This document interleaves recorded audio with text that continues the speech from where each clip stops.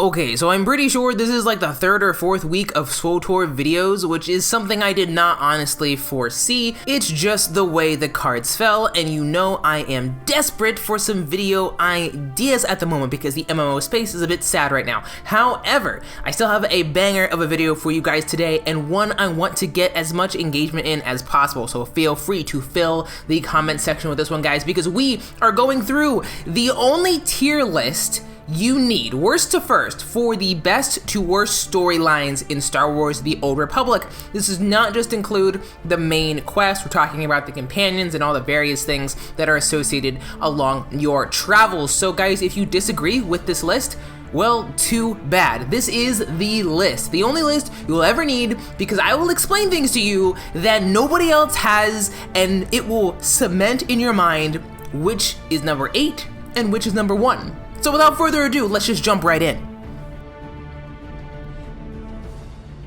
Starting off at number 8, this comes as a surprise to literally no one. We have the Jedi Consular here at number 8. Guys, if I had a nap that could be described for a storyline, this is what it would be. There are some cool moments, which I'll get into in a second, but basically, as a Jedi Consular, you essentially are just running in and helping people by giving them space force medicine and healing them of their force ailments while trying to be as good as possible to help your essentially dying master.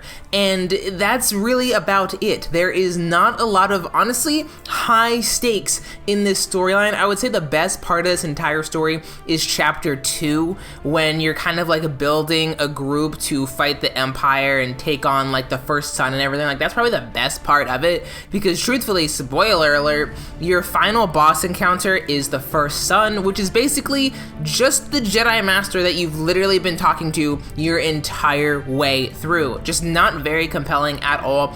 I have about 10 counselors, and all 10 times, it was boring each time I played it, but there are some redeeming moments. The Kaizen Fest companion is actually one of the cooler like companion stories. If you're into like warrior shit, like that is definitely something that you might enjoy. I will admit the doctor companion really essentially wanting to bang his hologram Holiday, that was pretty funny, but other than that, there are not a lot of bright spots that the counselor really had to offer. It was just a meh type of class to play and storyline to go with it. Number 7, guys, we have the ever elusive and deceptive Smuggler. Now, some of you may interchange these storylines with someone that should not be named or a particular class, and we'll get to that in a second, but right now, the Smuggler is hitting the list at 7. It is basically your basic run-of-the-mill pirate story. You run along trying to get the secrets and Nokdrayen's treasure, only to find out that you're gonna constantly be backstabbed trying to get an even bigger and better score. You end up meeting some really cool companions. I would say Risha is probably one of the more fleshed out female companions of the entire game, and just has a little bit more of an edge to her that just, you know, made her more enjoyable. But you did have a really funny companion in a Kavi Spar, who basically was just like a really uptight Mandalorian, but like I don't think she does the Mandalorians justice in this game. But other than that, it's kind of cool. The like voice lines for the Smuggler are some of the funniest in the entire game. I will give it that. You can get some really awesome one-liners and jokes that just land perfectly, and it does keep you engaged for the entertainment value. But when it comes to something that like either tugs on your heartstrings or keeps you engaged in all 3 phases, it doesn't really meet that. You basically end up trying to prove to the Republic that you're just not a greedy smuggler, which is basically saying, oh yeah, let me go through life trying to show everyone how great of a guy I am, which is just annoying, and it wasn't that great. I liked it the first time, but the second time I was just like, okay, fine, whatever. It is what it is. All right, guys. Coming in here at number 6, we have the Trooper storyline. Now this is where, like I said, some people may take this for like the Smuggler. They may put the Smuggler at 7 or the Smuggler at 6 and not at 7, but it is what it is. So this is where my like partialness, you know, like really starts to show through, right? So I actually really enjoyed the Trooper story. I enjoyed being a soldier in the Republic and, you know, fighting for the greater good in a military setting. I thought that was really fun. I also, in case you guys are new to the channel and don't know, I have the biggest crush on Alora Dorn. Like, I literally have a whole video of me trying to show her that I'm the only man she's ever gonna need. It's actually pretty sad and pathetic, but that's just where I land with that. She is probably my third favorite romance to go through. It's just fun seeing how her story unfolds. Eric Jorgen is also a nice bright spot to this. He's basically just a soldier who goes by the book because of where he came from, and he ends up getting really fleshed out as a character, and that is a redeeming quality. But essentially each chapter is just one long operation after another, which should be expected from a military style story, but it just had a few things that were lacking. The villains for each chapter were not really that interesting. Like, you end up fighting your own guys at the end of chapter 1 to eradicate them because they essentially defected and joined the Empire. The second chapter was basically just kind of a setup for the third, which just end up fighting an Imperial Moth, basically. It just was your typical, search and destroy with a little bit of trooper romance in there. With honestly, like that's what rounds that story out for me. If Alora Dorn wasn't there and you couldn't romance her, this would be kind of bad. And then vice versa, the romance for Eric Jorgen is probably what saves this from being number 7 or even 8. So the different nuances for those particular storylines are some things that really bring the trooper all the way up here to 6 for me. So going forward, this is where a lot of people will probably get angry, but we only have 8 spots, so we gotta put them, somewhere, right? So coming in here at number 5, I have the Sith Warrior story. Now, it's not because I don't like side is probably the best side to be on as far as story goes anyway, but in this particular case, it just had to be put here at number 5. And it really did a lot of things right. You're the classic, Sith acolyte that becomes basically the Emperor's Wrath, I should say, and you really get to just assert your dominance and shock everyone however way you want and just kill. Then you can go and essentially get a crazy psychotic girlfriend that wants to have really kinky sex with you. That's Jaisa Wilson in a nutshell, okay? If you haven't done this storyline, go do it now, because just romancing Darkside Jaisa just makes you feel like you probably shouldn't be doing anything that you're doing, but you're too intrigued, so you're doing it anyway. Overall, this had a lot of great things to offer, and it really gets into why I wish that this all was canon, because it really dives into the way the Sith Empire worked before, the original trilogy, the prequel trilogy, and all of that. This was just stuff that really, I think, could be really good staying power for Star Wars as a franchise, so I hope they canonize this game in some way, shape, or form. But you got a lot with this. The companions, I think pretty much every single companion in the Sith Warrior has some decency to it. I would say the worst one is Brunmark, just because he's a Tal's warrior and it's just kind of hard to get into what he's doing. But the Jaisa Wilson romance, the Vet romance, and we can't forget the Malavai Quinn romance as well. Malavai Quinn is kind of a meme in his own right in the Star Wars The Old Republic community, so without getting too much into it, if you know it, you know it. If not, you just gotta go and spend some time with Malavai, and he'll make you want to kill yourself. Overall, the 3 chapters in this storyline were very good. I think if I had to pick what the worst one was, it was probably chapter 1.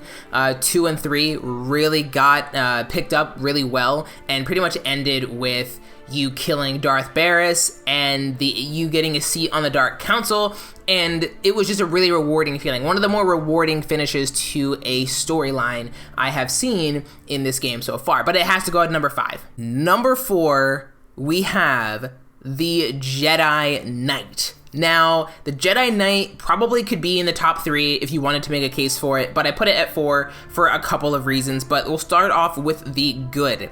This is probably what makes the Jedi, which is it's a weird thing to say, but you really could be a gray Jedi if you wanted to. You could be super light, you could be super dark. I actually did one storyline completely neutral, one dark side, one light side, and honestly, I enjoyed the dark side and neutral more than the light side ever. That's kind of common for these types of stories, but the Jedi Knight gives you a full picture and kind of brings everything full circle. I would say probably the worst part of this entire story was the middle part. I didn't really like the middle part of this story at all. I thought it was slow and didn't really need to exist, but the chapter 1 with Darth Angral and then chapter 3 with, you know, fighting and defeating the Emperor, those are some great moments of SWTOR history, and we all know and love Kira Carson and T7, some of the most iconic companions. We can't forget Doc in this because Doc is just funny as shit, but he's even more funny if you play as a female Jedi Knight instead of male. You'll find a little bit different voice lines and stories that just, you know, make it a little bit better. But I really didn't have major issues with this story. It is probably the only light side, like the best of all the light side stories. This is it. There is really no beating it when it comes to like the Counselor, the Smuggler, or the Trooper. This blows those out of the water by miles. And number 3, guys, we have, I hate to say it because I want to put it at number 1, but it is the Bounty Hunter. Now, personally, I would say I would put Bounty Hunter at 2, maybe 1 if I'm feeling crazy, but 3 I think is an acceptable spot, and here's why. So, unlike the Smuggler, you feel like you honestly have consequences with the Bounty Hunter. You start off as someone who's contracted to do a few things and ends up going on the king for that, or competing to get a spot, winning the Great Hunt, and moving on to do greater and better things with the Mandalorian people. Now, if you are a fan of the Mandalorian culture, well, then this is going to be number 1 for you, which is honestly why I kind of place it at number 1 in my own little head, because I really enjoy the writers and what they did with the concept of honor with the Bounty Hunter, because no matter what you chose, there was still this deep-rooted sense of honor and code, which is what the Mandalorians have always stood for, even the more brutal ones. And it just made you feel like you are truly someone trying to make their way through the galaxy, trying to make the best decision possible, but also the honorable decision as well, even if it didn't seem like it was the nicest choice.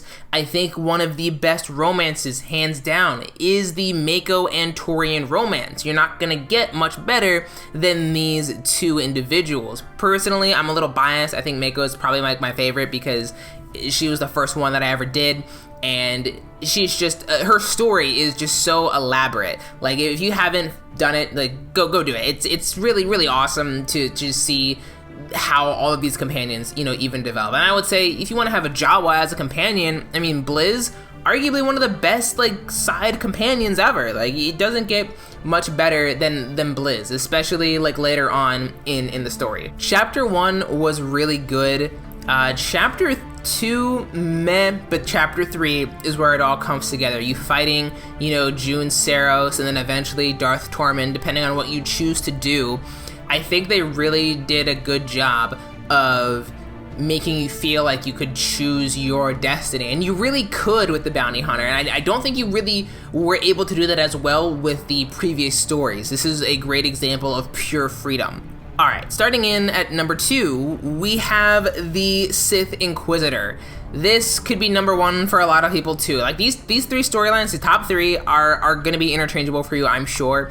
But the Inquisitor is one of the best. It somewhat mirrors the Counselor story, which is kind of going around and doing similar things, but instead of healing people, you're consuming ghosts to gain more power to overthrow people and take a seat on the Dark Council. What sounds better, trying to save people or consuming Force ghosts and creating big power and big lightning and thundering blast? Okay, like, it doesn't get, I say this all the time, like, it doesn't get any better than stuff like that. So the Inquisitor is definitely number 2. You had a lot of interesting tie-ins from Sith lore in here just because of the nature of the class. I will say though, companion romances though, this is probably one of the weakest classes for companion romance. Ashara Savros, not impressive. It was never something that we could really jump into, because she was always like, oh, well, we can't actually get married because we're Jedi, or I'm Jedi and you're Sith, or whatever. It was weird, but I understand why they did it. I am immediately forgetting. Oh, Andronicus Revel, for the female romance option was okay, but like there are better options there. Overall, again, chapters 2 and 3 of this story are the best. 1, you just gotta get through it, okay? Like you just gotta get through it, and 2 and 3 really open up, and you feel like you actually are an all-powerful, like, Dark Lord, even more so than the Sith Warrior, especially the final fight when you're fighting Darth Thanaton and how that all ends. It's pretty unique, it's pretty awesome, and I always felt powerful. They really did a good job of making you the center of that story. So props to BioWare for doing amazing writing with that. It's by far my favorite Force sensitive class story to play. And then rounding off, guys, at number 1, you all know it. It's the Imperial Agent. There is no better story in all of Star Wars gaming than the Imperial Agent storyline. It first starts off with you essentially sabotaging the operations going on Hutta. Then you have to go and uncover essentially a first group of terrorists and conspirators to find out that it's just the Sith at the end of that chapter, and then the rest of it, you are essentially just going through and putting pieces together of a greater conspiracy group known as the Star Cabal. The ending of this story is one of those that really makes you question the real world around you. Like, it's like, oh my god, are we in a conspiracy right now? I see these same things being mirrored. Like, what the heck is going on? Like, it's insane.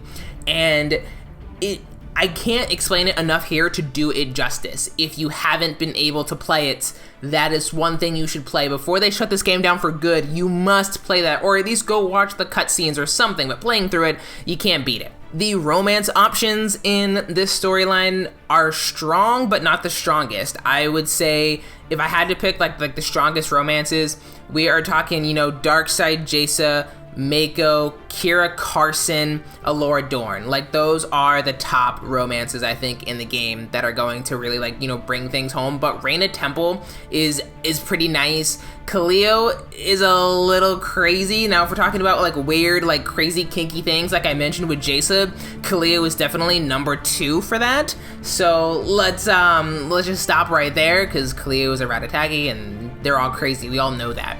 But this story was done so well. I couldn't find a bad part of this storyline when doing research again for this video, because I had to recall a couple of things. Alright guys, so that is the worst to first tier list for Star Wars: The Old Republic. I hope you guys enjoyed. Let me know, what is your list? I would love to know in the comment section. Give me your reasoning for it too. I want to hear it all. I hope you enjoyed this video, guys. My name is Noble, and I will see you guys in the next one. Peace!